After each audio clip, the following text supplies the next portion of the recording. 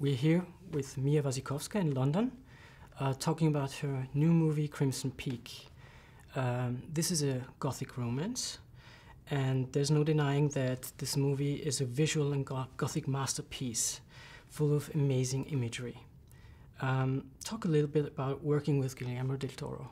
He's a very generous director. He's very warm and supportive of his actors, and he's got a very original visual sensibility. So I was just so excited to see what he was going to do with this film and story, and how he was going to kind of imbue it with his own perspective. You play the central character, Edith Cushing. Can you tell us something about this character? Yeah, at the beginning of the film, she's quite, she's an ambitious young writer, and she's very spirited and curious, but also a little bit naive and idealistic, and kind of gets swept up in this romance. And then over the course of the next few weeks, finds it's not what she expected it to be, and has to really kind of find her way out of that. When you took on the role, how did you prepare for this? Did you have any backstory to work with? Guillermo gave us he gave all of his actors a couple of pages of like a biography about their character from up to the point where the film began, which was really wonderful, super generous, and a really good starting point for knowing where your character is coming from. And do you have to read any books or stories to get into the mood for this movie?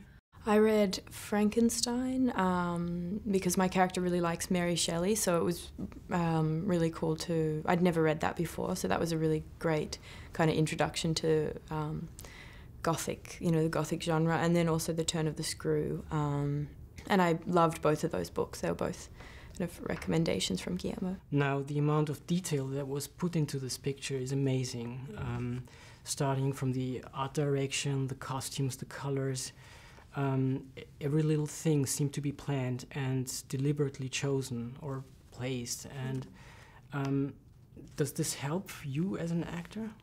Yeah, it's amazing. Just the level of detail was so brilliant, and it definitely gives you a deeper understanding of the world that your characters live in and where they're coming from. And the set was absolutely incredible on this film, and yeah, unlike any set I've ever worked on before. Nowadays, they don't seem to build sets anymore, real sets. And if I'm not mistaken, Allerdale Hall has been built.